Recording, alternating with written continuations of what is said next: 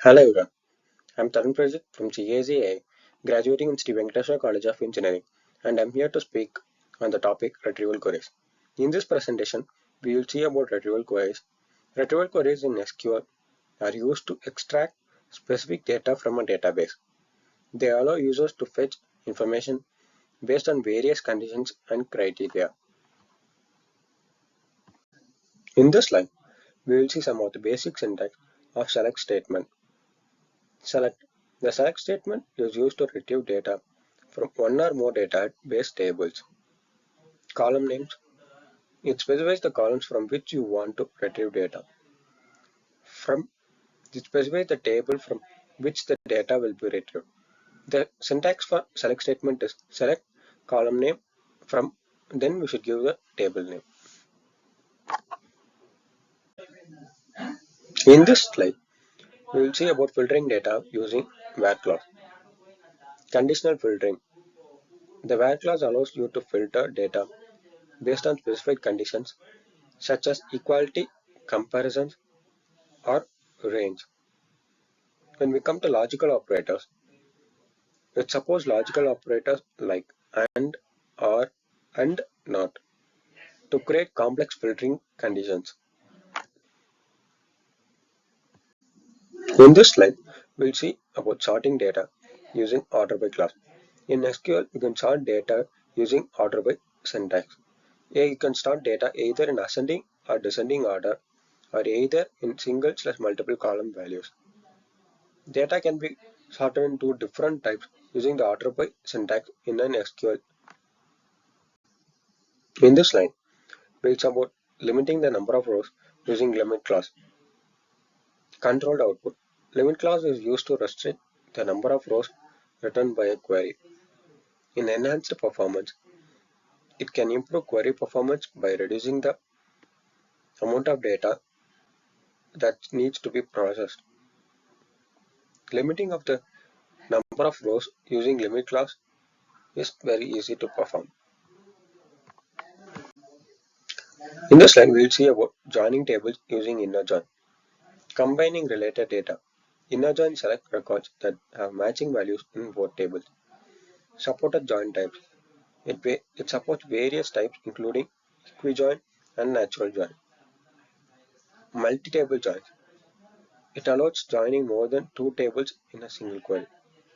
There are multiple join statements such as inner join, outer join, left join, right join, and these join statements are used based on the necessity and it's used depending upon the condition where you want to retrieve specific data. In this slide, we'll see about aggregating data using group by clause.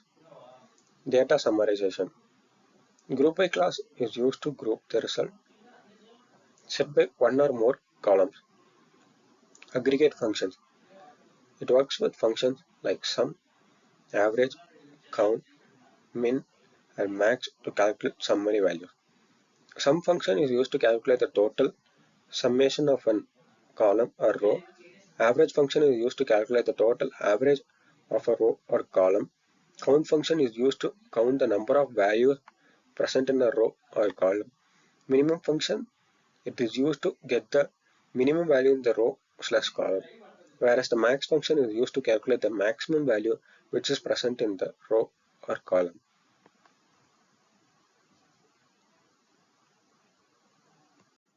In this slide, we will see about filtering grouped data using having clause.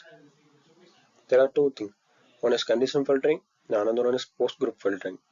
In conditional filtering, the having clause filters group rows based on a specified condition, whereas in post group filtering, it works similarly to a where clause but operates on grouped rows. These are the two types of filtering method which can be used in having clause. In this slide, we will see about the subqueries in retrieval queries. The first one is independent queries and the next one is correlated queries. There are two subqueries which are independent subqueries and correlated subqueries. Independent subqueries return results that can be used by the main query similar to a table. Whereas in correlated subqueries, dependent on the outer query, and return results by row. The correlated queries which depend on the outer query and it returns the result based on row by row. Whereas in the independent queries, it is not dependent on outer query. Return results that can be used by the main query. It is similar to a table. And we have come to the conclusion and key takeaways from this presentation. The first one is data retrieval mastery. Understanding retrieval queries is essential for proficient data manipulation and analysis. The second one is effective query crafting. Master the art of crafting efficient retrieval queries for targeted data extraction. The next one is query optimization. Optimize query performance for faster and accurate data retrieval. Data retrieval mastery, effective query crafting, and query optimization are the key takeaways from this PPT regarding the retrieval queries in SQL. Thank you. Thank you for being through this presentation, and I hope you understood something through this presentation. And once again, thank you.